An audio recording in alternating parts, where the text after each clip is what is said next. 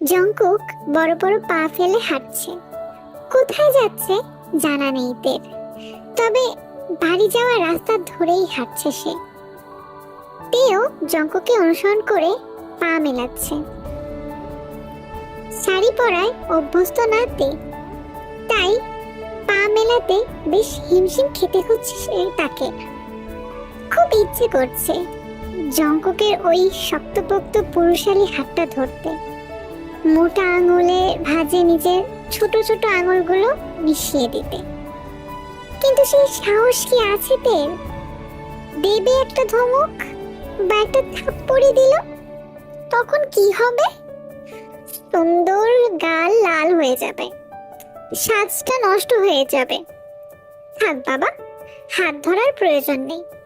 পাশে যে হাঁটতে পারছে এটাই তো অনেক, তাই না? প্রায় 40 মিনিট হেঁটে প্রায় বাড়ির কাছাকাছি এসে তে আর চুপ থাকতে পারলো না। পা ব্যথা হয়ে গেছে তার।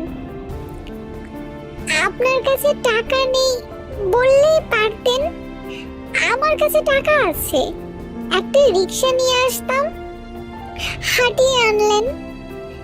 নতুন বউ আমি, ভুলে গেছেন সেটা? আপনি বোধহয় দুনিয়াতে প্রথম ব্যক্তি যে তার বউকে হাঁটিয়ে বাড়ি নিয়ে আসলো।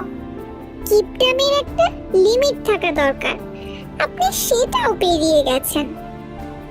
জংকুক এক পলক তাকায় তের দিকে, অভিমানী মুখটা দেখে আবারও চোখ ফিরিয়ে নেয়। আই থিঙ্ক তুমি বুঝতে পেরেছ, আমার সাথে পথ চলা খুব একটা সহজ হবে না। তে ঠিকই ধরতে পেরেছে, লোকটা তাকে জব্দ করতে হাঁটিয়ে নিয়ে এসেছে। কি ভেবেছেন এভাবে হারিয়ে দেবেন আমাকে? কখনোই না। আই থিঙ্ক আপনিও বুঝতে পেরেছেন তে এত তাড়াতাড়ি ক্লান্ত হবে না। জংকুক ফুস করে শ্বাস টানে, থামবে তবু মচকাবে না। হাঁটা তো স্বাস্থ্যের জন্য ভালো, তাই না? আর তাছাড়া আমার বড় টাকা নেই, হাঁটবই না হয়।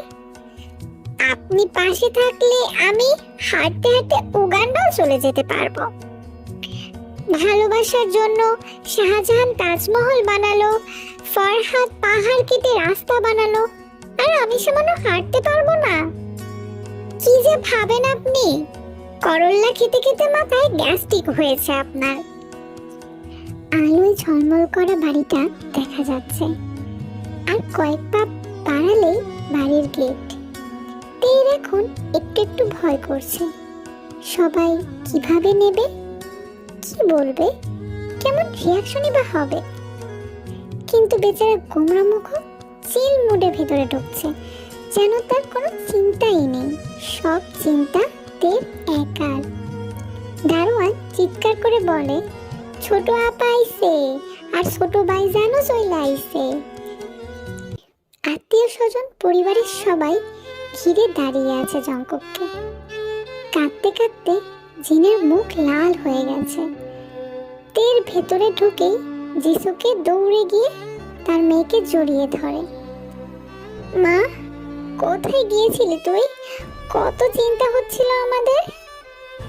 তে এখন কি জবাব দেবে? কমিও দাঁতে দাঁত চেপে জংকুকের দিকে এগিয়ে যায়।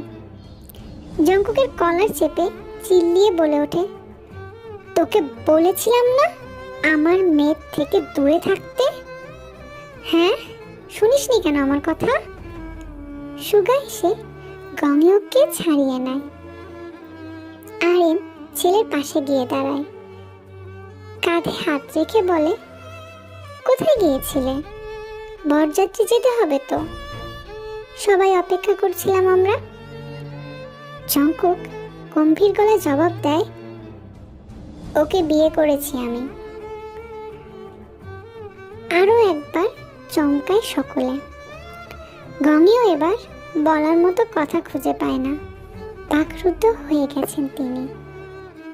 যিশু কঠিন সুরে বলে ওঠে, যা বলেছিস বলেছিস, এটা আর বলবি না। বাবা, কোনো বিয়ে হয়নি।